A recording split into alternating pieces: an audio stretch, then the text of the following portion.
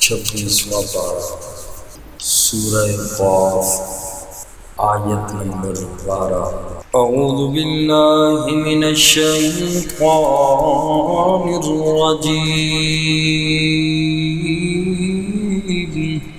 بسم اللہ الرحمن الرحیم۔ کذبت قبلہم قوم نوح، کذبت جٹلایا قبلہم ان سے پہلے، قوم نوح حضرت نوح علیہ السلام کی قوم نے، وَأَصْحَابُ الرَّسِّ وَثَمُودَ،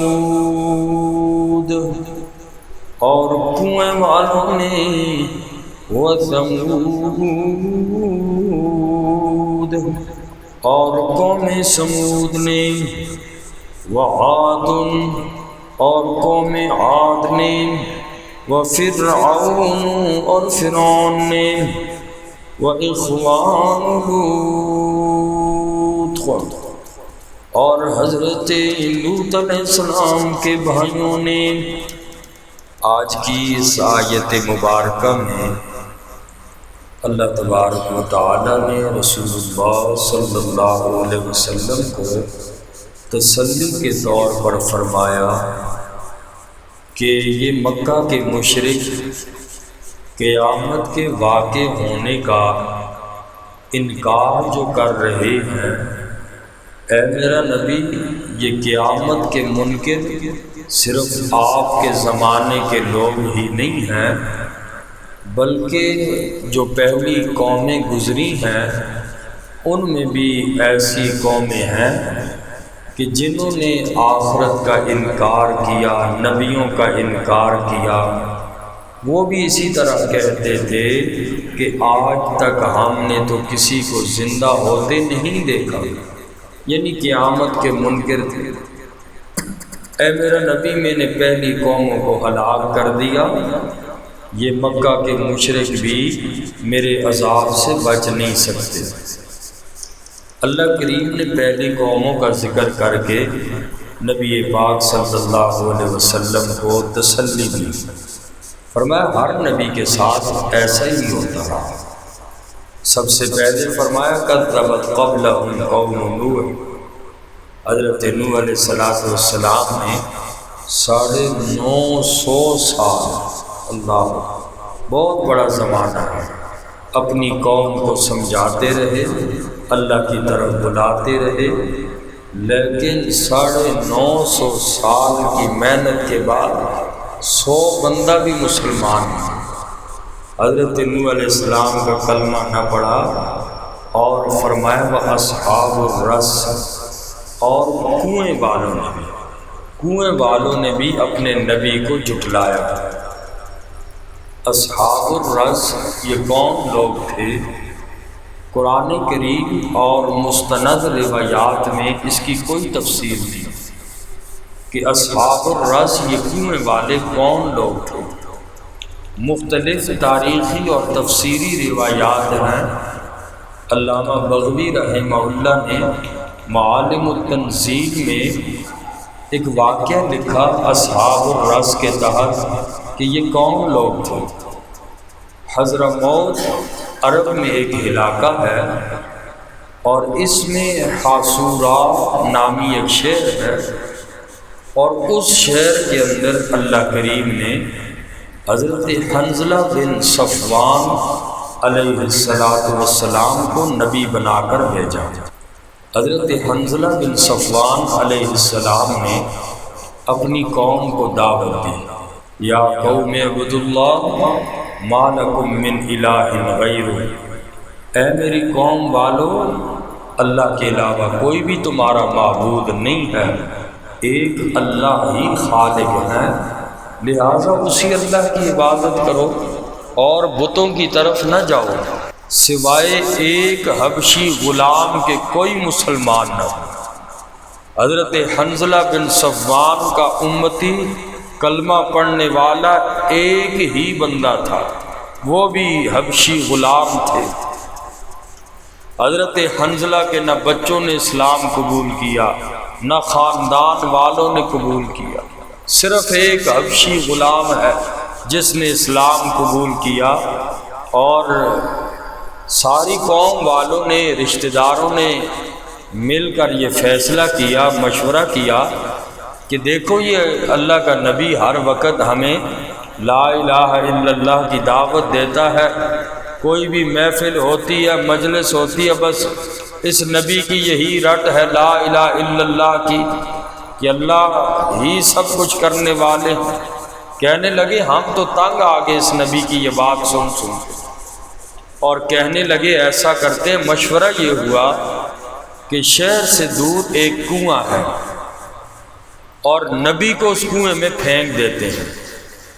چنانچہ ساری قوم کے مشورے کے مطابق اب ساری قوم نے اللہ کے نبی کو پکڑا اور پکڑ کے اس کنویں کے اندر ڈالے، اور اوپر ایک بھاری پتھر رکھ دیا تاکہ چونکہ اس نبی کا امتی ایک ہی ہے اور وہ اکیلا اس پتھر کو ہٹا بھی نہیں سکے گا، اور وہ حبشی غلام رات کی تاریکی میں آتا اور سراغ سے نیچے روٹی لٹکا دیتا اللہ کے نبی کے لیے، اور پتھر چونکہ اکیلے ہٹا نہیں سکتا تھا تو اب وہاں سے نبی سے باتیں کیا کرتا تھا، اور کہنے لگا، نبی سے پوچھا، کہا کہ میں بھی اس کنویں کے اندر چھلانگ لگا دوں؟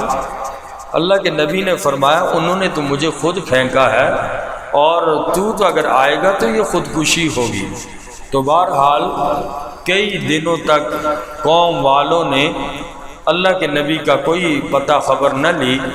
ایک دن آئے خوشی خوشی کہنے لگے کہ اللہ کا نبی اب تو دنیا سے چلا گیا ہوگا، فوت ہو چکا ہوگا، اور بڑے ناچتے کودتے بھنگڑے ڈالتے ہوئے آئے اس خوشی میں کہ اللہ کا نبی مر چکا ہوگا، اور آ کر اوپر سے پتھر اٹھایا، آواز دی قوم والوں نے، کیف بک یا حنظلہ، اے حنظلہ بن صفوان تیرا کیا حال ہے، کس حال میں ہے؟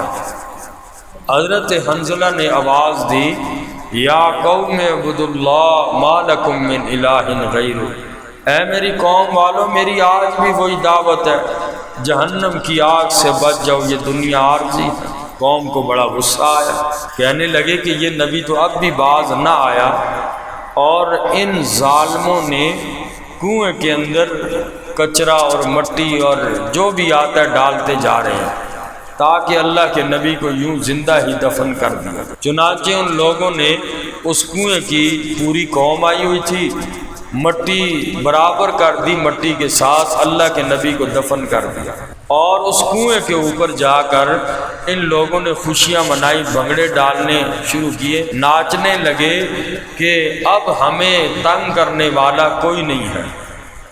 اللہ کی طرف سے آسمان سے آگ آئی اور ساری اس قوم کو اللہ نے جلا کے راکھ کر دیا کہ نبی کے ساتھ ان لوگوں نے ایسا کیا، اللہ نے پوری قوم کو آسمان سے آگ بھیج کے جلا کے رکھ ڈالا۔ تو بہرحال یہ اصحاب الرس ہیں، کنویں والے، اور یہ کون سی بستی ہے تو اس کا بھی عرض ہو چکا۔ تو بہرحال وہ اصحاب الرس، کنویں والے لوگ، ان لوگوں نے بھی اپنے نبی کو جھٹلایا۔ وہ ثمود اور قوم سمود نے بھی اللہ کے نبی حضرت صالح علیہ السلام کو جھٹلایا۔ یہ نبی کو تسلی دی جا رہی ہے، دیکھ اے میرا نبی، یہ نبیوں کے ساتھ، ہر نبی کے ساتھ ایسا ہی ہوتا ہے، دین کی طرف آنے والے لوگ کم ہوتے ہیں، دین کی بات سننے والے کم ہوتے ہیں۔ اور وعاد، فرمایا قوم عاد، حضرت ہود علیہ السلام کی قوم نے بھی اللہ کے پیغمبر حضرت ہود علیہ السلام کو جھٹلایا۔ وفرعون، اور قوم فرعون نے بھی اللہ کے نبی حضرت موسیٰ علیہ السلام کو جھٹلایا۔ واخوان لوط، اور حضرت لوط علیہ السلام کے بھائیوں نے، لوط کے بھائی مراد اس سے حضرت لوط علیہ السلام کی قوم ہے۔ کہنے لگے حضرت لوط علیہ السلام کو، واقعہ آپ نے تفصیلی سنتے رہے ہیں۔ تو بہرحال جس گندے کام میں وہ لوگ مبتلا تھے، حضرت لوط علیہ السلام نے ان کو سمجھایا کہ دیکھو ایسا نہ کرو، اور قوم والوں نے کہا اخرجوہم من قریتکم انہم اناس یتطہرون، قوم والے کہنے لگے نکالو اس کو، یہ بڑا صاف ستھرا بنتا ہے، نکالو اس کو ہماری بستی سے۔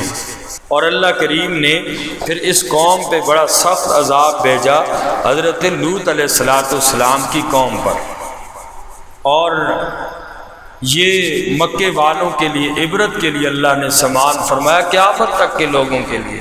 اور چونکہ مکہ والے ان بستیوں کے قریب سے گزرتے تھے، فرمایا سبق حاصل کر لو، میرے نبی کو تم جھٹلاؤ گے تو تمہارے ساتھ بھی یہ حال ہوگا۔ حضرت لوط علیہ السلام قوم سدوم اور عمورہ کی بستیوں کی طرف اللہ نے نبی بنا کر بھیجے تھے۔ اس قوم پہ اللہ کے 4 طرح کے عذاب آئے۔ سب سے پہلا عذاب یہ آیا، قرآن نے فرمایا فَطَمَسْنَا أَعْيُنَهُمْ، کہ ہم نے ان کو اندھا کر دیا، ان لوگوں کی بینائی اللہ نے ختم کر دی۔ پھر اللہ نے آسمان سے پتھروں کی بارش کی ان لوگوں، اور پھر حضرت جبرائیل علیہ السلام نے آواز نکالی، ان لوگوں کے کلیجے پھٹ گئے۔ اور چوتھا عذاب پھر یہ آیا، اللہ نے جبرائیل کو حکم دیا کہ ان کی بستی کو اٹھا، نیچے سے قوم سدوم اور عمورہ کی بستیاں زمین سمیت اٹھائی گئیں۔ حضرت جبرائیل نے اٹھائیں، اٹھا کر آسمان تک لے کر گئے۔ زمین و آسمان کے درمیان 500 سال کا فاصلہ، وہاں تک اوپر اٹھا کر لے کر گئے جبرائیل۔ روایات کے اندر آتا ہے کہ جس برتن میں پانی تھا وہ بھی اپنی جگہ سے ہلا نہیں ہے۔ اس انداز سے ان بستیوں کو اٹھایا جبرائیل علیہ السلام نے، اوپر سے اٹھا کر نیچے الٹا پٹخ دیا۔ یہ 4 طرح کے عذاب اللہ کریم نے حضرت لوط علیہ السلام کی قوم کے اندر بھیجا، جو مرد سے بدفعلی کے مرتکب تھے۔ اس قوم کے اندر یہ برا جو ہے وہ فعل تھا، تو اللہ پاک نے فرمایا وَإِخْوَانُ لوط، اور لوط کے بھائیوں نے بھی حضرت لوط علیہ السلام کو جھٹلایا۔ انشاءاللہ باقی وَأَصْحَابُ الْأَيْكَةِ وَقَوْمُ تُبَّا، ان کی تھوڑی تشریح انشاءاللہ یہ کل کریں۔